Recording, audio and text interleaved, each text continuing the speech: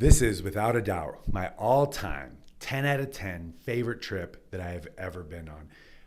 This is a Colorado trip, but it's not a day trip. So even though you're living in Colorado Springs, you can, access it from anywhere.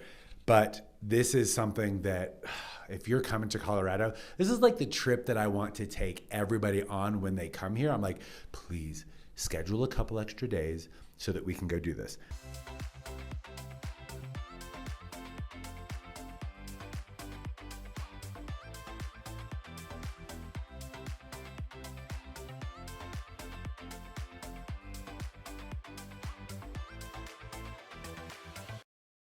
What is it? It is the Durango-Silverton train down in Durango. However, there's a catch. So if you go down to Durango, it's in like the southwest corner of the state. From here, it's like 5-ish hours. This is why I'm saying it's not a day trip.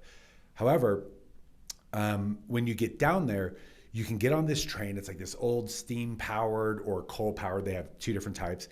This train that you take from Durango, you hop. It's like, all aboard and everything. Like it's the full kit and caboodle. But this train is so cool.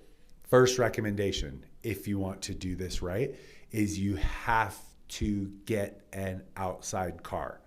Meaning they have some cars that are enclosed and you can sit on a seat and there's windows and whatever. No, that's not the way to do this. The way to do this is to get one of the open cars, because it's basically... how would I describe this? It's basically a bench that just goes across, almost like a bleacher, and it does have a back. And then you can just sit there, and it's on both sides. And both sides are spectacular, like at either point through the trip. Sometimes, because what happens is you go through this, you basically, you leave Durango, and you're going through the valley, and it's pretty, and it's gorgeous. But then what gets so amazing is you get into the canyon. And it's like, because you're in a train, there are points where it feels like almost like a slot canyon. It's like literally wide enough for the train. But then you start following this river and oh my gosh, the views are unbelievable. And there's parts that are pretty crazy too, because like the train tracks, you'll feel like you're like looking out and you feel like you're looking straight like 100, 200 feet down all the way to the river. Now this river is really cool. It's the Las Animas. This river is also used all throughout the summer for whitewater rafting, which, side note, this year is going to be really, really spectacular for whitewater rafting because of all the snow that we've gotten. They're expecting that it's going to be really, really high. It's called feet per second, I think flow state per sec, feet per sec, whatever. There's going to be a lot of water. And so the whitewater rafting is going to be pretty cool. Anyway, so what you do is you hop on this train and you're chugging along. And now what you can do, the standard trip, right? If let's say that you only have a day, because what I really want to talk to you about is what we did, which was not the single day trip on the train. But if you do the single day trip on the train, if you've got kids or you're a little bit older or whatever, you take it's about a 3-hour train ride. And oh my gosh, make sure that your iCloud storage is ready because the videos and the pictures, it's like, every 5 seconds, it's like a new postcard. It's a new post. It's really, really incredible. So the other kind of really rad thing about this is that there are food trains and there's like local beer and there's local foods and like burritos and sandwiches and snacks and whatever. So as you're just chugging along, but it's actually taken you to this place called Silverton. So as you roll up, after this like 3-hour, we'll call it a 3-hour journey, you have the opportunity to get off and walk around Silverton and grab lunch and see some cute little shops. And, you spend, I think it's actually about 3 hours there as well before loading back up on the train. And it's like, it's not the only way to get to Silverton, but it's like the way to get to Silverton, right? Like, why would you drive if you could take this awesome train? Well, that's awesome. And then you get back on the train and you ride back. And that in and of itself is an incredible train ride. Note to self, you actually do need to reserve this pretty far in advance. You need to make sure that you get your train ticket. So I'll have the link for that below. But you just log on, you grab some train tickets, and then you're good to go. Funny story, we missed our train. because, well, because we're idiots and we spent too long at breakfast. And then we were like showing up and there were 2 train stations and we went to the wrong one. And we were like, this looks weird. But like, as we were walking up, we saw a train leaving. We were like, there's no way that that's our train. Sure as heck, it was our train. But what we ended up doing is we got in our car and they were like, just go all the way. And they basically gave us directions. And so we beat the train to like its first stop where it picks up a bunch of backpackers and whitewater rafters and people that are going off into the wilderness. That is what we were doing. So the train is amazing, and it is the best setting for the first part of the most amazing trip of my life. But what's really, really amazing is what we did is we got off, you ride it for about 2/3 of the way, and then you get off at this stop in the middle of nowhere. There's like a bridge, but it's the Manitou Wilderness. And so it was me and 2 other people, and we had our backpacks, and kind of a bunch of people got off there. And then you can really kind of go anywhere, but most people are going to a place called Chicago Basin. Why Chicago Basin? I don't know. I'm going to be honest. I hate Chicago. It's why I don't live in the Midwest. But Chicago Basin just happens to be one of the most epic places that I've ever been. And so we threw on our backpacks, you walk across this bridge, and like the first part is like really, really flat, and you're just walking, and you're like immediately you come out of the trees and you're just like, oh, this is going to be really, really special. Now, I think it was exactly 6 miles, but it was really, honestly, pretty gradual. But we had our bags packed to last us basically for the next 4 days, just in case. So we hiked in the 6 miles. It was pretty gradual. I mean, it was a burner, right? Like if you've got a 40, 50, 60 pound pack, it doesn't matter. Like that gets heavy and that gets tiring. But oh my gosh, when you come out and you actually reach the basin. I lived in Utah. I've been to Montana. I've been to a ton of national parks. But coming out into Chicago Basin was a jaw-dropping experience. It was so incredible. It was so beautiful. I could not believe it. Well, you get up there, and now you kind of do this, like you're kind of sorting through, because what is the point of Chicago Basin? Well, it's this big bowl, right? And you're kind of like walking in underneath, but the peaks are pretty tall around it. And there's actually 4 14ers up there. And so that's what we were there to do. And so, we had our tents and our sleeping bags and all that gear. And so now you're just like finding your spot to camp. Well, some people are also just doing through hikes. So there's I don't want to say a lot of people. There was actually more people, not going to lie, than I expected. And some people were there to do the 14ers, and some people, it was just like a stop on their through hike, because you can continue on that trail and split off in multiple different directions and do all kinds of cool stuff. But anyway, so we found a nice little camping spot, and it was just, oh my gosh, it was so magical. There's like a beautiful alpine stream that runs through there. There's this, as you hike up from the campsite, there are 2 lakes called Twin Lakes. And like, they're just pristine and so clear and so cold. But oh my gosh, having that river at the end of like those hiking days and being able to just like drop into the river or soak your feet. We were really lucky. So we went in July, which is actually kind of the start of monsoon season. And we were really nervous that we were going to get like hammered with thunderstorms. We got pretty lucky that we just had like afternoon showers. It wasn't like dumping on us. But so what we did is we woke up early in the morning and we would hike up. And honestly, from our campsite, it was like a mile, which kind of sucked because it was kind of hard. But then you get up into, I remember the first time we walked into Twin Lakes, and I was just like, oh, I'll just stop here. Like I could literally spend all day here, because the Twin Lakes is like its own basin. And the 14ers are like right above it.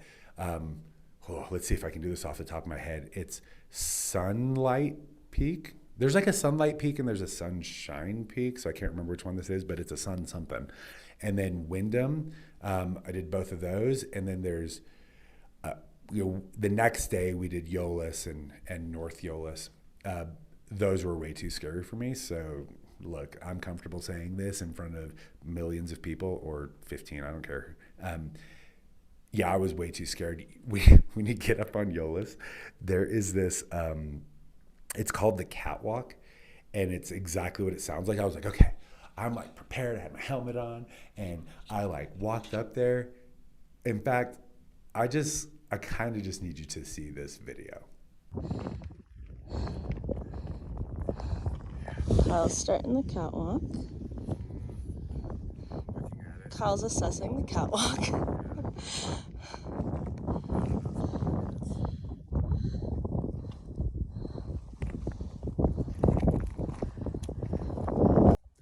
Well, full disclosure, there's no way I'm doing that. It's called the catwalk, and I came up here to assess, and it's just this narrow, as you saw in the video. I mean, it is safe. People do it. They're doing it right now, but my self-preservation kicked in. And there's no way that I'm walking across that and then climbing straight up to get to the top of that mountain. I just don't need that in my life. So I'm just gonna wait right here.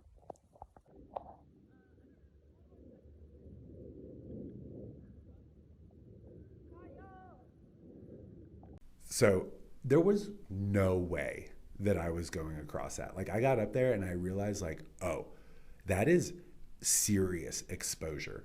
And so I like sat down, and Lauren was like, okay, do you want to get started? And I was like, nope. And she was like, okay, do you want me to stay here with you? And I was like, no, you guys can go. So Lauren and Carly, because they're just no fear, traipsed across this catwalk that was, no kidding, like 2 or 3 feet wide in some spots. And I just sat there, and I was like totally happy, totally comfortable. I actually ended up climbing back down to get a better view, because Euless is this big, like, it's like a face. And you're like just climbing up ledge on ledge on ledge. And so I just went down and kicked back and hung out with the marmots and the pikas and filmed, and like, I was like totally comfortable. But anywho, so we did, side note, this is crazy. We met up with this group that was like coming up on Euless, and I was watching them, and they were just like, just screaming across. They were going so fast, I couldn't believe it. Well, they actually did all 4 of them in one day. And here I am, like, burnt out, super exhausted, really freaking tired. But anyway, so 4 14ers, I did 2 of them. This unbelievable lake that we got to jump in and swim around in, and the river.